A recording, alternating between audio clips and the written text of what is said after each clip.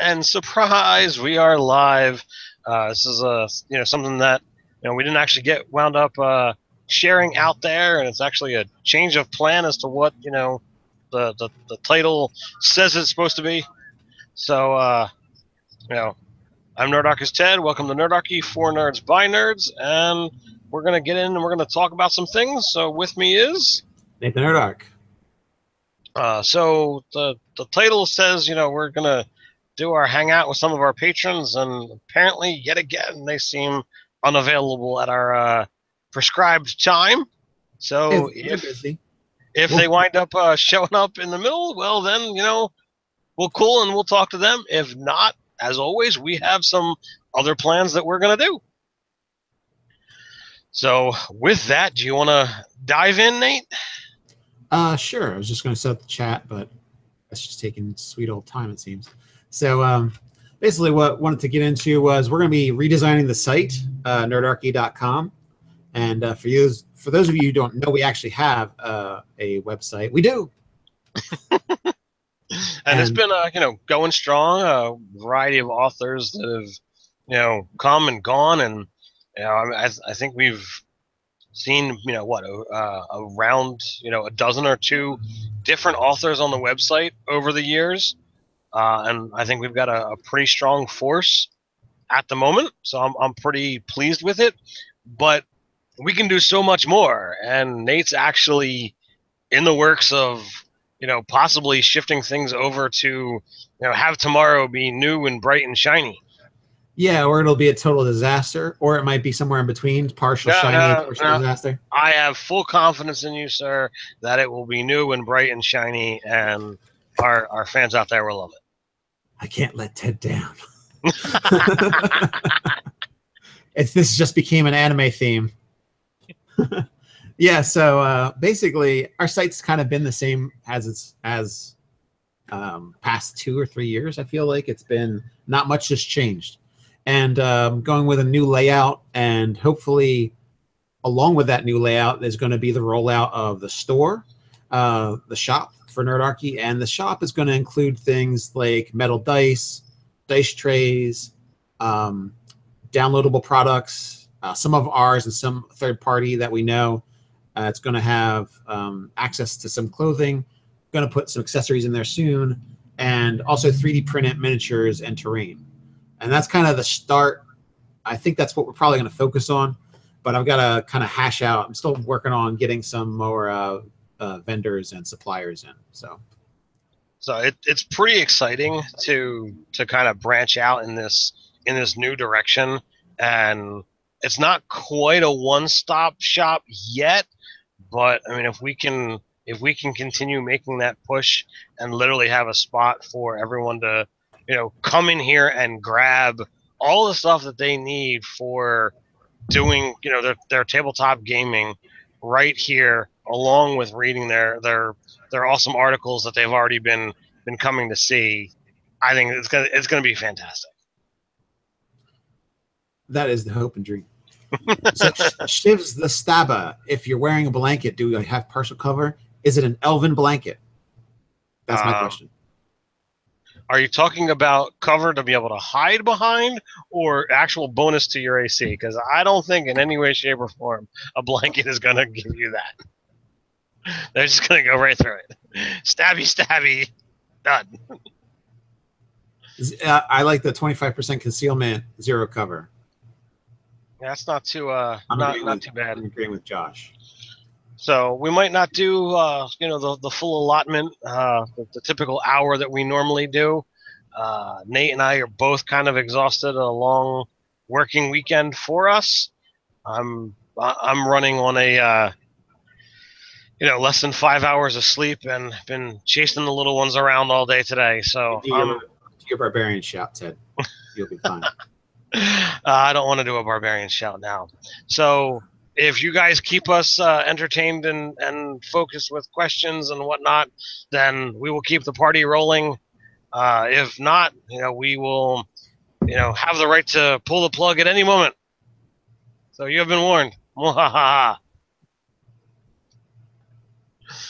So I got a question, Josh. I've got a question for Josh.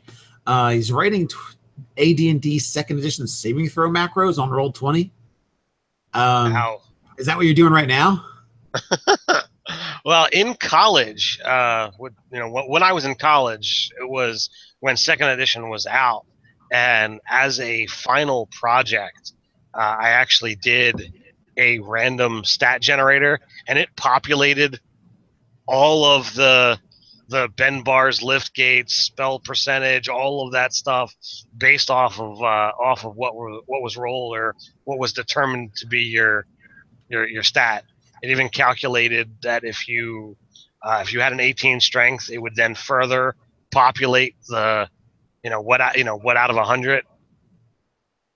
I was if you're a fighter or something. Yes. So I was pretty happy with that. It's amazing how many people get 1800 when they roll their own stats at home. Oh, it is incredible. I've seen a lot of stuff shared amongst the 5th edition Facebook groups. It's like, here's my character. I rolled it first try, and I'm like, really? Come with me to the gambling halls. We've got a job to do. I hear my lucky.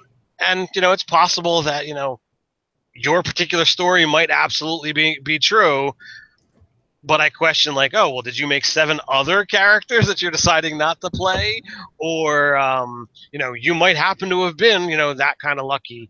But for me, I look at it's just so much easier just to say, you know what, use the basic array, use a 27-point buy. If you want to do higher stats, well, then convince the DM to allow a higher point pool and play that kind of game. But I like to have the things, on an even keel. Yeah, I feel like back in second edition when we would roll the stats, and then now it's like, nah, I don't want anybody rolling stats. Just do the point buy. It gives enough variability. It's sad you can't get 18s then, but it was nice starting off with a 17 or 18 back in the day. Yeah, and there's definitely something to be said for that. But then you have you have moments where, oh, well, you've got that 18 intelligence, and you're a spellcaster, or you've got that, that 1800 strength, and you are significantly more powerful than other members in your party.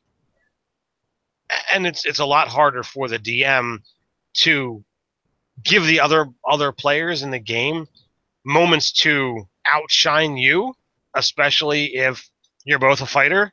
Oh, you got a 16 strength, I've got an 1894. Well, when are you going to be able to do something to outshine me? Like, that takes more work. When he gets killed by goblins because you pushed him. So Tom Harris asks if Nerdarchy play-by-post will or could ever happen. I've never played play-by-post, so I could not say if that would happen or not. I did a play-by-post once over Facebook. I was not really thrilled with the format and the flow of the game. It was something where, like, oh, if I went away for an hour or two, like, a lot of stuff could happen. It's like, oh, well, there was a combat. How, what did I do? How did I take part? How does all this work?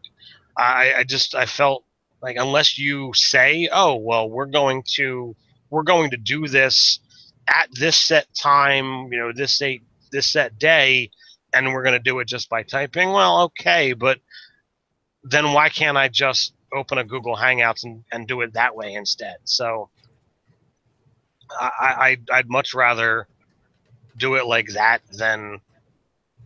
Yeah. There's my 2 cents. I'll go with that. Yes. So if that's the way play-by-post could happen, it's kind of like rewards the people who are able to sit there for 4 hours off and on and say something. But the person that's got to go and actually go off to a job that's not allowed to be on a computer at some point, or, isn't going to do it during his lunch break, is going to miss out on like an entire gaming session in a sense. So, but it's different if you have, okay, here's the time slot, and we're going to play, and do different things. And then once everybody's got like a couple rounds in, that's when you can say what's going on and what's not happening, what is happening. But if you were to do something like you were like, we're going to conquer the world and we're all politicians, that could be something that I could see would be easily done with a play-by-post rather than like a round-by-round combat situation. Yeah, that's true. So they're discussing stat rolling methods in the comments, and I mean we've all seen the roll 4, drop the lowest. I mean that's a pretty common one. But Ryan says we do that, but re-roll if it's under 13. That's a superhero game there. That's like, whoa, all your stats have to be a minimum of 13. That's I haven't played that kind of game in a long time. One of my best actual stat rolls that I've ever actually gotten. We played a game, and we've actually gone to this game for many different stories. It's one of my favorite characters, but we did. You roll 3 die 6, 1s or 6s, and you roll in order. So your first roll is your strength, your second roll is your dex, sixth roll is your charisma, and then you just decide what you're going to be from there. This is the game where Nate was the monk. This is the one where I was. He actually shifted from fighter cleric to ranger cleric, going from second to third edition, and he was he barely had the wisdom for cleric, but he had an 18 intelligence, and he had an 1894 strength, which if you actually look at the ridiculous conversion from second to third, he was supposed to have like a 22 or a 23 strength. So wait, instead of being a fighter mage, well, I think we actually played a ranger cleric. I think we actually decided what we were going to be before we rolled our stats. We must have been really bored at that point. Well, this is when we were gaming like every single week. Oh yeah, well, so like, and this of course was one of Dave's games. This is the character who got, as a second level dude, got killed by being kicked into a tree by a giant at second level because I was so bloodthirsty that night. I don't know what was going on, but I had to kill something, and Dave was just refusing to give us combat that night. So yeah, the giant came crashing out of the trees, and like Ryan and I leapt into combat. Nate and the rest of the party were like, "We're going to use caution." Yeah, I was doing the step back, the lean back. Yeah, you guys. Okay, I'm just not with you anymore if you're going to fight the giant. So your character, like we call it a monk, but I think you were something that had access to healing magic in the second, when we were playing second, and you were like, all right, who am I closer to? Because he literally in one round he kicked me and swung his weapon at Ryan, and we were both dying, easily, because it's a giant. We shouldn't be fighting giants. And we fought giants last night, and that wasn't fun. And we were like 14th level party. I thought it was a lot of fun personally, but but you were closer to Ryan, so you stopped him from dying, and I was dead as a doornail because there wasn't we've got 3 rounds to make checks. It was like, nope, you're dead or you're not. It's like a Bodak. Giant looked at you, walked, you died. Let's see here. Any questions going on in here? No, just going on about different stuff. Come on, guys! I told you need questions for us to keep talking. I mean, we're not gonna. On Master Flex, I am building a light carrier airship in a homebrew Pathfinder game I'm in. I ended up with a 30-foot wind wyverns. You ended up with about 30 wind wyverns. Okay. By befriending the matriarch, I'm recruiting riders for them. Any airship advice? All right, so you're going to look at this in a couple different ways.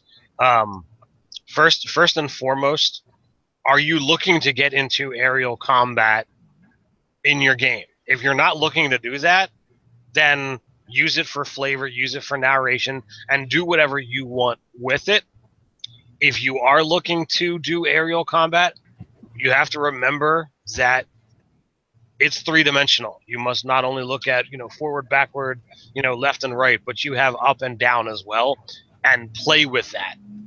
We had a lot of fun doing that when the players in my game were riding flying mounts against a hovering foe, which in this case it was the Death Tyrant, and it was amusing because the players had to realize, like, well, what happens if this thing destroys my mount?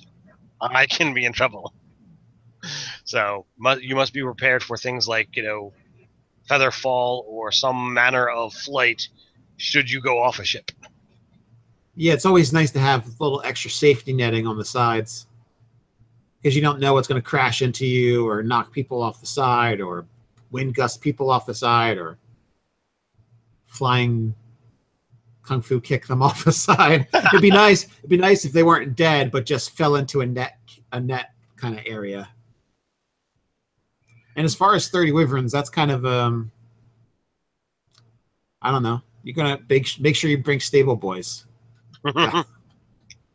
And lots of other things to feed the wyverns. And anti-venom? Yeah, and anti-venom. And a venom milker guy. That would probably be a good idea. Preferably somebody who's immune to poison? Yes. And stouty? Oh, 10 big ones, 20 small ones? All right. Yeah, you're going to need like a wyvern wrangler. A couple of those. Dwarven pirate captain named Stumpwater Jack. That's an interesting NPC there for you. Here we go. Through fierce gnolls who he won the loyalty of through his sheer savagery and cunning. All right, so Fragginator has got a question for me, and he wants to know, like, what am I looking at for the bones for? Anytime I get seriously focused on a Kickstarter that is doing well, I tend to go crazy with it. And in typical Ted fashion, I made a spreadsheet. So, there is more than 35 different options, but that's where I stopped tracking. And I'd love to just say, well, I won everything. But the core set, it's got, over 140 minis. Then they've got the 4 actual expansions. The Chronoscope, it's got 38 minis. Dreadmare's got 43. The Lost Valley's got 36. Dark Reach has got 46. All of those things. I'm like, the price point on those, well, aside from all of the cool stuff that you get in it, the price point was awesome. From the initial go, I really dug the little dice people that they call the high rollers. But I mean, I'm wanting the trolls, the dragon turtle, the skeletal monsters, all of the demons, the statues, the zombie dragon, the giants. There's a rock, the king snake, the elephant king. Then there's the dire beast, the thunderfoot behemoth, the blacktooth terror, so basically the dinosaurs. Then there's the awesome mossbeard tree man. He looks amazing, as well as the skeletal dragon. So I haven't actually done my my backer kit yet to determine exactly how much I'm getting, but all of those are the things that I want. So it's a lot. And yeah, some of the ones that I saw that's going to be in it, that's pretty crazy, especially for the price point. It's like, it's hard to not just buy them. So, like, I could be like, all right, well, here's $700 or $800. Let me get everything. I was a little crazed when I didn't say anything that, in my opinion, matched the dragon that they did in Bones 3, because they were offering this one dragon for $60, and it now has a retail price of $150. So to kind of see that price difference has made me really, like it made me, say, well, I'm willing to spend more now, because the stuff that I didn't get from Bones 3, I'm sad about, because it's still not available for their site. And when it is, it's going to be so much more money than what you could get it for at the Kickstarter, that I'm just sad. So I'm like, I'm not letting that happen with this one around. Yeah, we've got people saying they're spending $700-800. So Fragnator says he didn't get everything, but he did spend $7.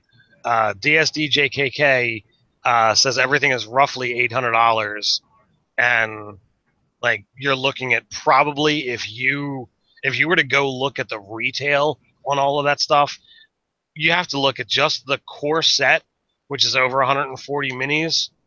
That's going to be $450 for just that. And that's probably an underestimation, because one of those things was like a 10 inch to a foot tall dragon, and that's part of your basic core core set. And then if everything that you get in there is going to be 2/3 more, yeah, it's completely in the realm of $2,000 to $3,000. So yeah, that's my 2 cents on it. I'm just glad I don't have places to store all this stuff, or I'd be tempted. Yeah, I actually saw a post on Facebook today where someone is like, "Here's where I store all of my minis," and there was a whole joke back and forth about, I don't have a problem, and the response was, "Yes, you do. You just don't have enough shelves." I'm like, oh man, if I could display my minis like that, I would love to not have the hundreds of the pre-painted that I have just sitting in a tote. If I could actually have them on ease display, that I could just, I want to get this guy and this guy and this guy, to use for the night. It'd be so much easier. I think that one wall that you have that's just got a few pictures on it and things, that could be replaced with just a giant row of shelves for minis all the way. So in other words, what you're saying is we need to, take out that wall, dig further into the foundation, push that out further, and turn that into shelves. Is that what I'm hearing? That could happen. I don't know if that's against code, but we'll just get a permit. I don't know how easy that would be, but just dig a hole straight down and then out, and then we'll just make a new compartment. Yes, let's dig into my front yard. Excellent plan. You just got to put a roof in. You can get that concrete injection mold stuff. Be perfect. Insulated and everything. I have actually, worked with a carpenter on refinishing a basement, so I have a minute experience. There you go.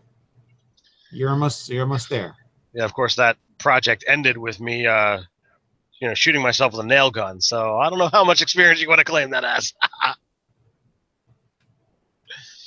It sounds like you took damage from an enemy combatant. No, I was the one firing the nail gun. Sentience. It's a sentient nail gun. Rolled a 1? Let's just say you rolled a 1. All right, I rolled a 1. I was joining two 2x4s together, and somehow miraculously I shot the nail gun. It went through both boards into my thumb, and yet somehow did not manage to, even though it punctured the flesh, it somehow did not manage to mess up the bones in any way, shape, or form. I would have expected it to have destroyed my thumb, given the impact, but I don't know. I was lucky. Just a nice sharp nail. Saved you. It's way better than missing a jewelry piece and then drilling a hole through your finger, which somebody did. Was that Matt? No, that was somebody at my studio at school. They did that, and I was just like, I was there when it happened. Oh God, that's kind of heebie-jeebies. So, Joshua, store sounds cool. What kind of dice trays? We're looking for something similar to what we use on our plays that you see, like at Ted's place. But I haven't locked down the vendor yet. So I don't necessarily want to say without say, you know what I mean? Because if I say it and then they don't do it, then that's a problem. So similar to what we use at the game nights. As you see on Nerdarchy on YouTube. Yes, as seen on Nerdarchy gameplays. So let's see here. Anybody else asking anything?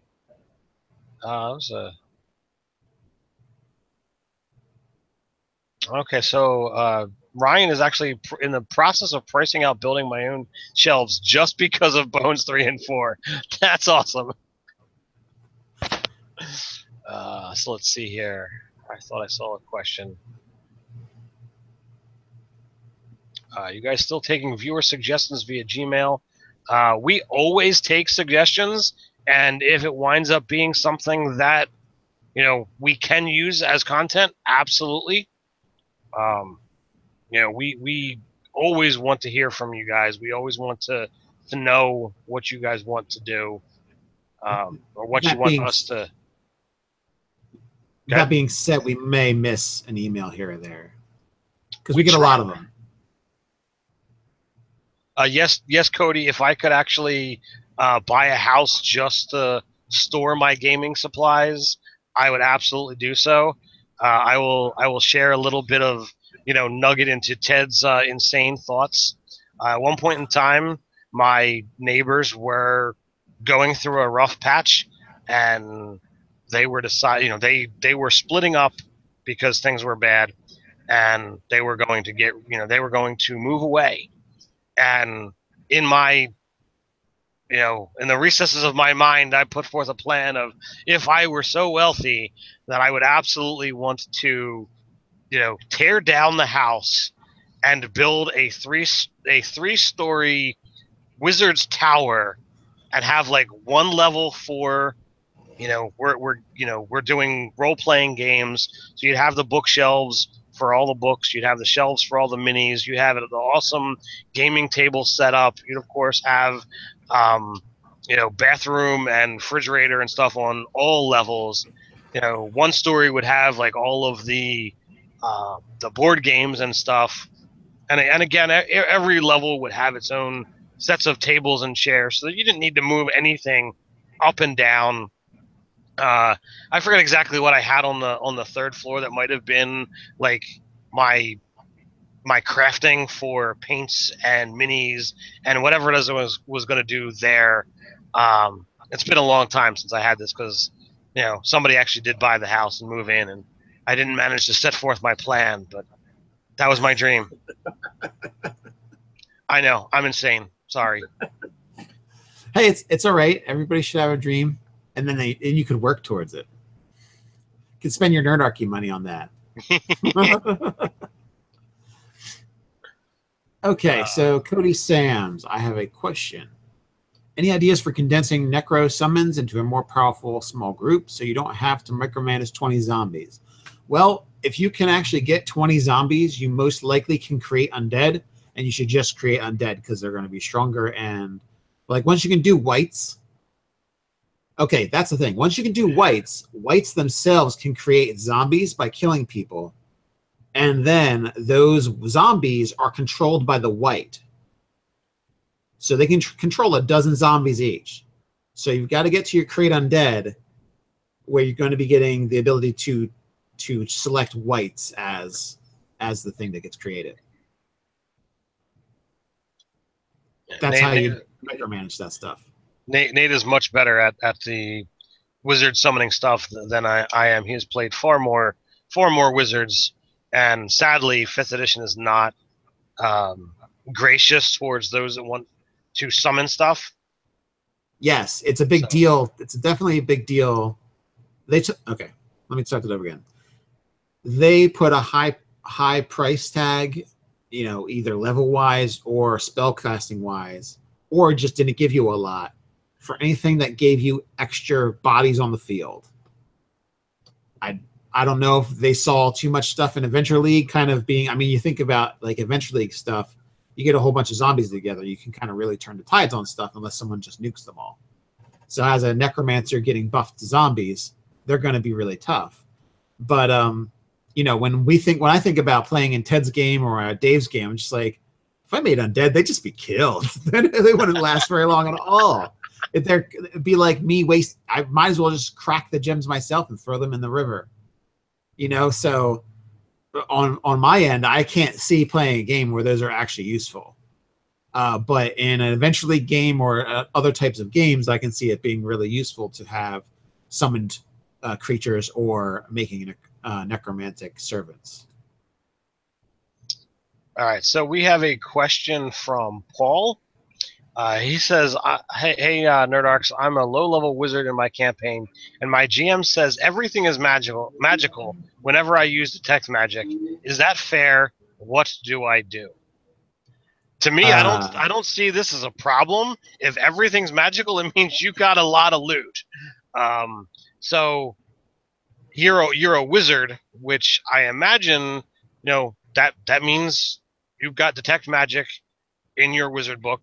I'm hoping that you have managed to acquire Identify as well and get yourself a 100 gold piece pearl. From there, you have the ability to, without expending resource other than time, find out what's magical, identify stuff, and whatever does not feel, worthwhile treasure because everything's magical, toss it aside and only carry the good stuff if he's actually worrying about encumbrance. If they're not worrying about encumbrance and you got loads of magical stuff, I fail to see the problem. Yeah, and if you have too much magical stuff or like extra swords or whatever, just get some hirelings and be like, here, you can use this sword while you work for me. They'll love it. And you'll actually have a buffed minion, basically. And if you've honestly have that much magical loot, then that honestly means like you're gonna have the funds to do this, because if you walk into town and be like, hey, I'll give you this sword if you serve me for, insert duration, and they understand like, hey, wow, this is really well balanced, the quality is really good, sure, why not? Like, that's the payment. They can keep the sword. If they die, well, I know this isn't a good way to think, but you gotta manage these things. Well, he's dead. He doesn't need the sword anymore. Offer it to the next minion.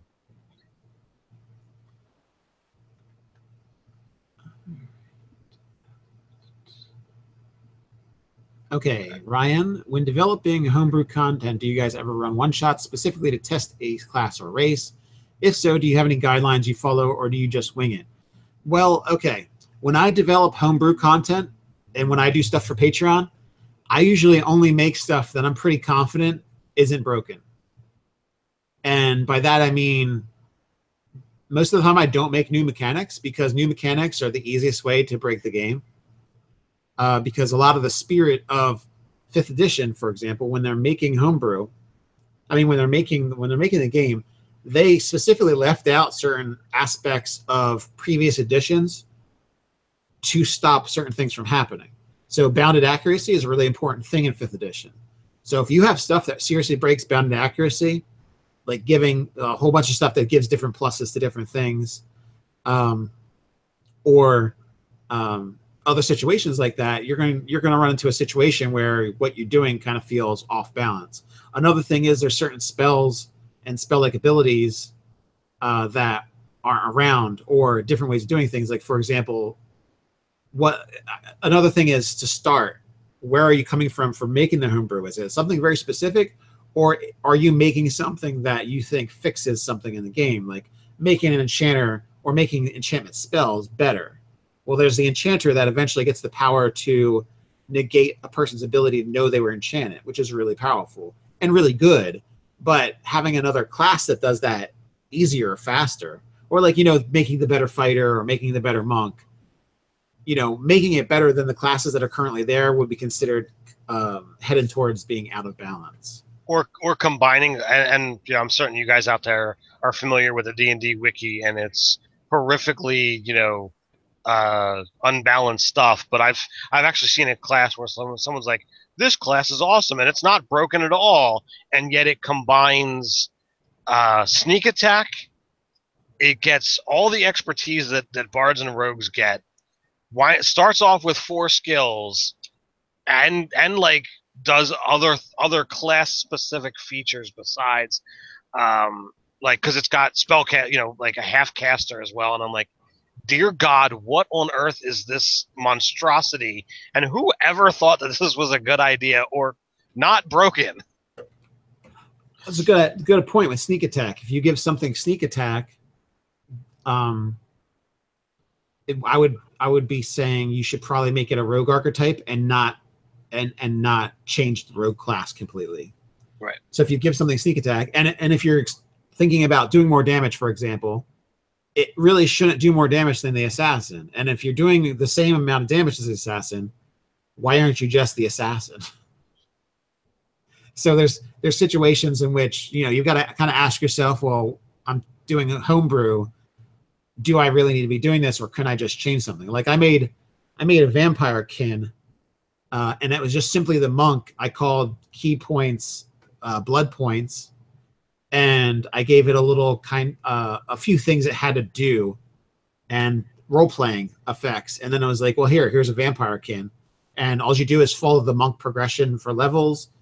You're like a monk in so many ways, and bam, that was it. I think I changed the way of the open hand to where it was like you could grapple them instead of kicking them around and stuff as like part of your attack, and you did claw slashing damage instead of like punches and kicks, and that was it. And I got all the feel of a warrior style vampire. They could jump higher, they could run faster, they could eventually, I think monks can heal themselves or whatever based on the one that's selected. So there's all these kind of things that kind of went into like a vampiric kind of aspect just by altering what they were and what they did. And all the rest of it was like reskinning the monk class to vampire, and that was it. And I did a similar thing with adjusting wizard to be kind of like a lich, and I didn't break the wizard. I just simply augmented the things that you get as the archetype as you leveled, and I didn't make it ridiculous. So that was another thing to keep in mind. So I didn't feel like I don't feel like I have to play that because all the mechanics are in the game already. So in my estimation for testing homebrew stuff, number one, monsters are tested in use against the party, and if I don't use it time and time again, I'm like, okay, well, how did it fare? In my game, I can never really gauge challenge rating properly because on average I have 7 players at the table. Last night was interesting because we only had 5. Dave and his son were off doing other things and they did not join us. So that was a different take on combat. And the first encounter went pretty interesting in my opinion. I won't give any spoilers there, but it was definitely people the players were wondering how it was going to go when things were not siding well for them. But as far as player options and magic items, I always say, okay, well, magic items, I want to make stuff fun. So sometimes I go a little crazy with those, and I hope that I don't make anything that's going to break the game. But when it comes to making class options, whether it be feats or archetypes, I've never actually made a class. I want to look at, all right, what are the ones that people say clearly this is the worst of the two, or the worst of the options. So your Way of the Four Elements monk, your chaos sorcerer, these become my guidelines. If I'm making a race, I'm looking at half orc, or some of the other ones that are out there that just don't stand up to human, elf, and dwarf. I think those 3 are your pinnacle of race options. Maybe half elf is up there as well. So I say, okay, well, I want to make things that right off the bat people say, well, this is underpowered, but I want to do it because of flavor or because I like the theme. And that sells it for me. That makes me happy because it's not about, well, I'm taking this for mechanical choices. I want people to choose them because they're interested in the role-playing aspects of the race or the class, and I go from there. And if it winds up being significantly weaker, well, then you can always add more. And nobody's ever going to be like, no, no, no, no. I don't want new abilities. I don't want better powers. I want to just stick with this. And if they say that, then let them. People, people will complain when you say, oh, well, you know what? I think that power is too strong. I need to bump that up a level, or I need to take it away completely. If you've got an ongoing game, players are not going to be happy about that unless they're a part of the process and they completely understand that what they're doing is detracting from everyone else's enjoyment of the game because you're breaking stuff.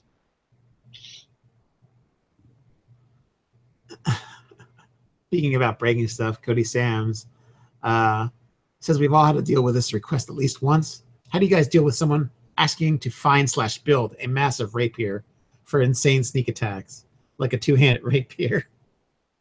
I've never had anyone request to make a two-handed finesse weapon.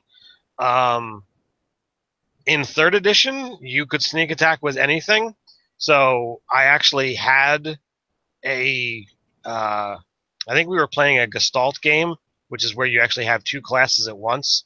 And I played I think it was a fighter rogue, and he was fighting with a greatsword, sneak attacking like a mofo, and it was utterly ridiculous. It's like, oh, I'm following the rules. So yeah, stupid, crazy. I don't like that was an option in 3rd, but I was that kind of player then, so I would do what the rules allowed, and if it meant I'm gonna combine things that really just don't sound like they should be combined, well, oh well. Now I'm happy about it. I would let them find plans for it someplace in a dungeon. They get a blacksmith to make it, and then they find out it loses its finesse property. You're harsh.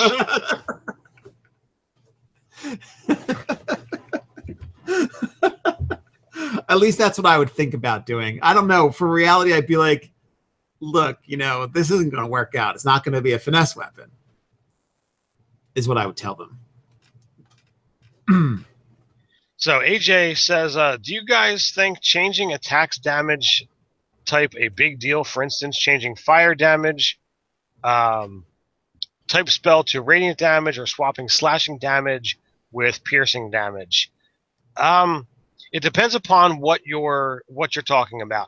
If you say if you have a spell that does X type and you want to change it to another type, on the fly, probably not. But could a caster tweak something? Absolutely. I wouldn't have a problem with it. I think when you have spells known without some kind of feat, like elemental, education or something along those lines, just spitballing, you would have to say, okay, well, do you know fireball, or do you know ice ball or lightning ball? Those things are different spells. If you're talking about a wizard, they could literally figure it out and write the new spell, and it's something in their book.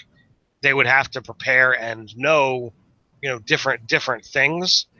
It is something that I've actually, thought of, that we probably should, if not have already, come up with a feat that would allow you to pick an element, and you can change one of the basic 4, lightning, fire, cold.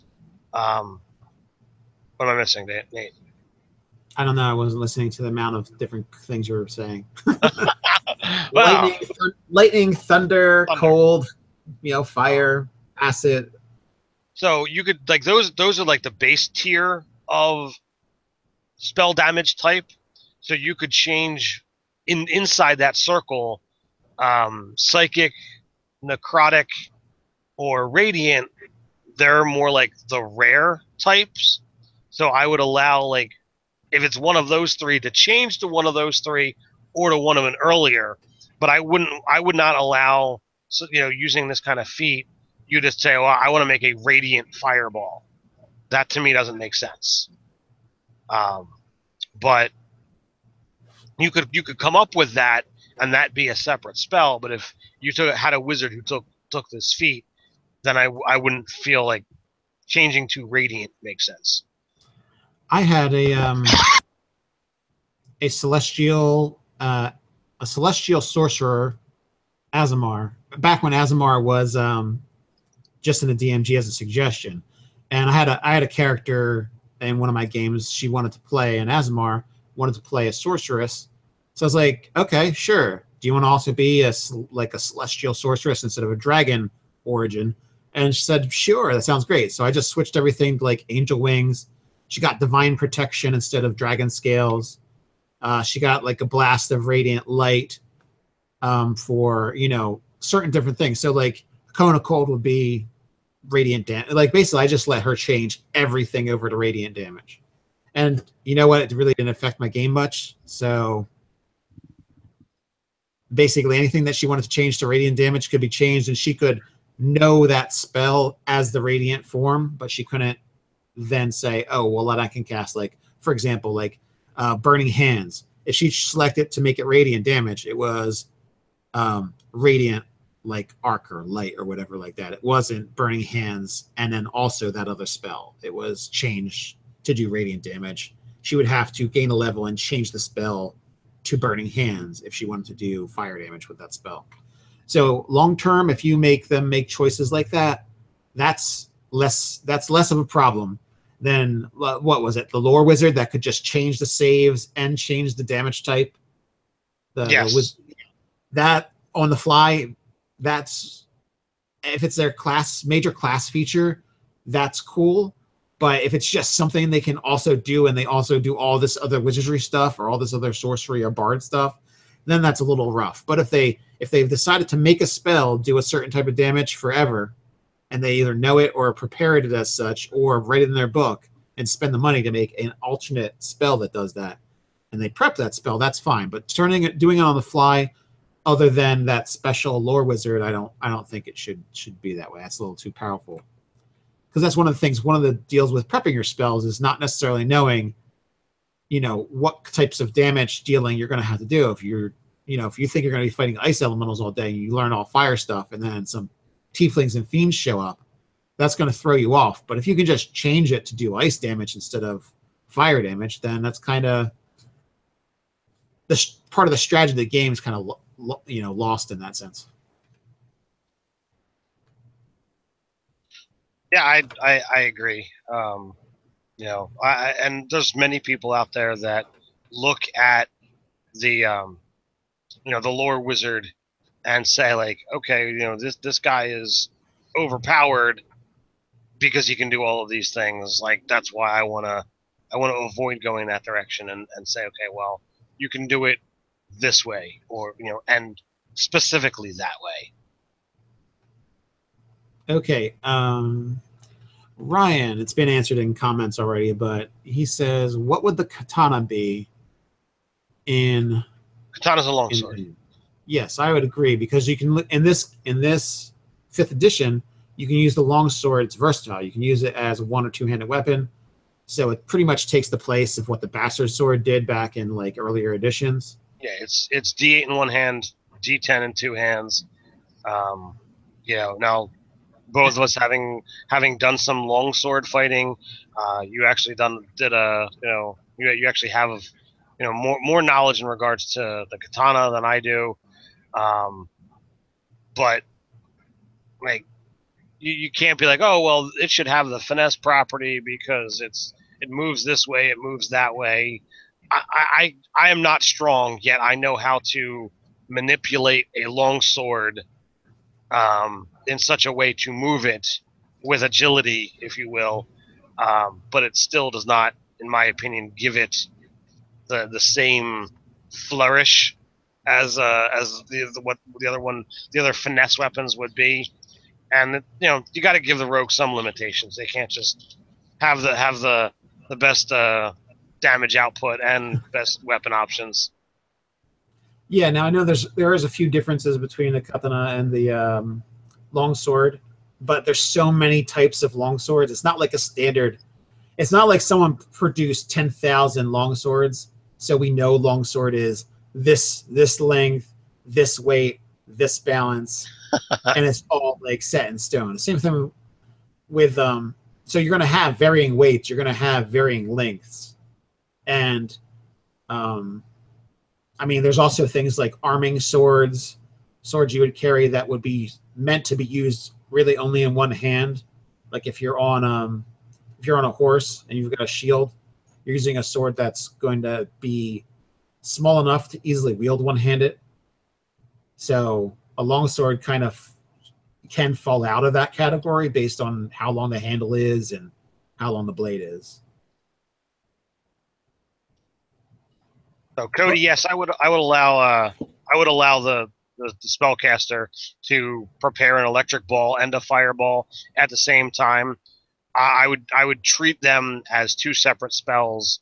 So if you can prepare a fireball and a fly, why can't I prepare a fireball and an electric ball? It's still using up a limitation, and it means that they're not going to be able to prepare something else.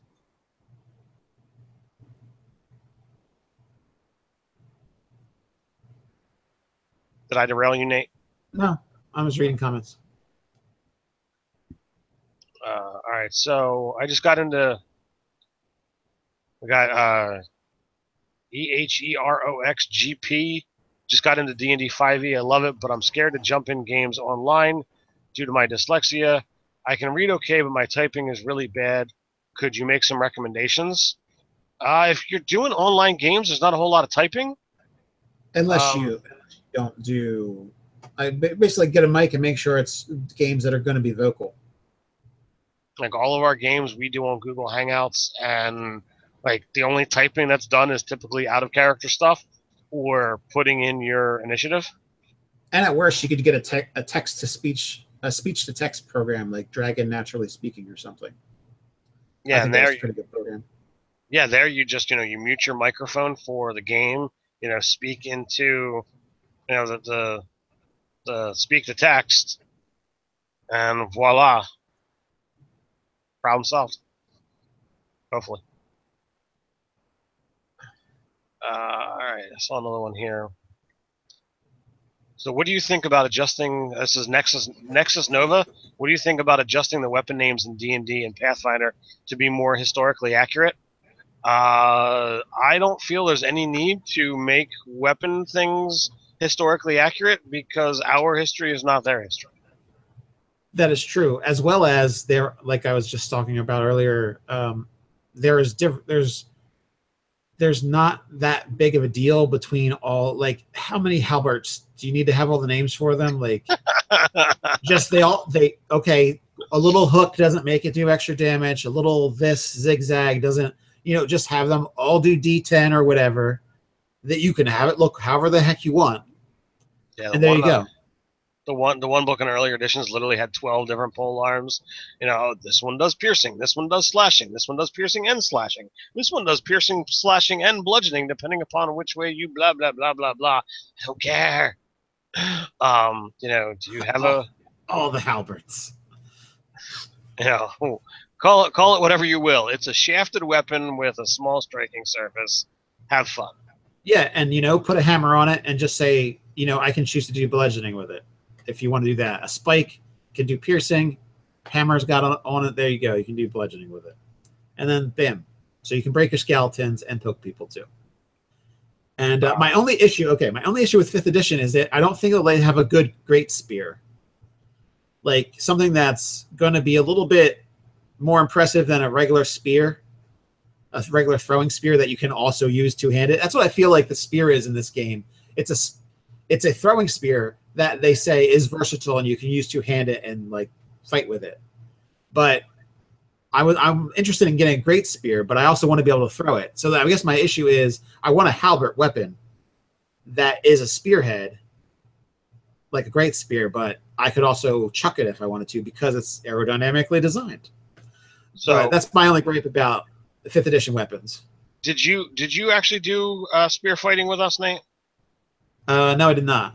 Okay, spear fighting is ridiculous. Easy way to get killed.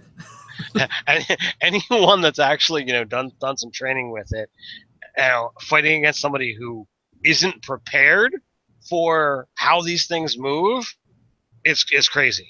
The first time I actually got into any kind of real fighting, we actually, Nate and I have a mutual friend from high school and scouts that, he LARPed with us, and then he went off and joined, the SCA, and he comes back and he's like, "Oh, I got this awesome stuff," and he spent a half hour literally just beating the snot out of me and our friend Jim, in the backyard. I'm like, "All right, we're not going to fight anymore."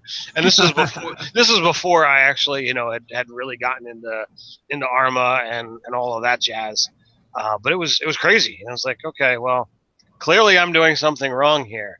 But like, once you actually get into learning how the weapon moves, it's crazy. Like, you just don't see people fighting with spears and holding them the way you really should, that you're going to actually be able to kill stuff.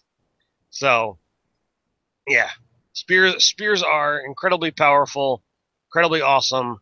I think we should at some point in time, put that out there and satisfy Nate as here's the great spear. It's going to do this damage. It's going to have these properties, and Nate will be happy. I just want to be able to throw it like 10 feet. That's it. And then leap on top of it and jump over a wall. I want my anime spear, dang it. That's what I really want. Yeah, but going back to the weapons, I feel like they put kind of like standard ones in, and then if you want to play around with them, just go for it. I don't see they specifically did not include all weapons. Correct. So if you want something that does something different, just don't make the D12 katana. The D12 damage katana, unless it's like a two-handed sucker. I don't even know if that's still called a katana at that time, or there's like another name for it. So Nerdarchy? That has a handle, right? Yeah. It's like, I would say that's closer to a halberd for damage purposes. Okay, all right. So maybe it's the wrong one. I know there is. Oh, wait, what am I thinking of? I don't know. I think I'm Naginata. Is what I'm thinking of. Yeah, so that's the Naginata is the halberd. The Naginata is the shafted blade with the long curve, the shafted halberd with the long like scimitar esque blade. That's the halberd. I love that, but correct me if I'm wrong, internet, but I thought the Nerdarchy was like the great katana. I think you're correct, Ted. But again, just reskin the weapons how you need to for your character. If you want to have a cool weapon, great. Just don't, again, just like for playtesting purposes, don't make the better fighter version of a weapon. Don't make a D12 one-handed sword. Don't make a 2D8 two-handed weapon. Unless you have something that completely defies, options that are in the book, then just reflavor the closest thing to it. All right. Again, if I'm right, if the Nerdarchy is the big katana, just use the greatsword stats and say that you fight with a Nerdarchy. You don't need to recreate something. I mean, technically, D&D throughout the ages has long sword and short sword, and yet those terms don't really exist in history. They're just swords, and things are flavored in many different styles. I've talked about this before. My wife and I watch The Forged in Fire, and despite how much time I've spent studying different historical weapons and different weapon fighting styles, I am constantly learning something new about, here's this weird weapon that you've never seen before. And I'm like, all right, I need to start taking better notes while watching this show, so I can be like, all right, I want to make this type of weapon, and it's going to be used by, the jungle lizard folk here, and this is going to be used by this type of people over here. It's all just still long swords and short swords, but they're shaped different and they're styled different. I'm not going to change or add any properties whatsoever. I'm just going to have them look weird, and people are going to be like, well, what the flip is that? And when I say, that's just a short sword, I'm like, it does all these weird twists. How is that a short sword? So yeah, that's what I'm looking to do. in the end, you stick the pokey bit in the other person, just the same. Pointy end goes in the other guy? Yeah, pointy end goes in the other guy. All right, so it is a few minutes past 9. You have managed to keep us around for the full hour. Love hanging out with you guys, so I hope you enjoyed us answering questions and hanging out. Sadly, our nagsmen were not able to join us, clearly. So again, I will put out the apology for the incorrect title. So I will at some point in time have to get that resolved, fixed to just, hey, it's a hangout and Nate and Ted talk about stuff. So with that, again, thank you all for watching. Thank you all for being the awesome fans that you are and hanging out with us on this Sunday evening, wherever it is that you're tuning in from. So until next time, stay nerdy.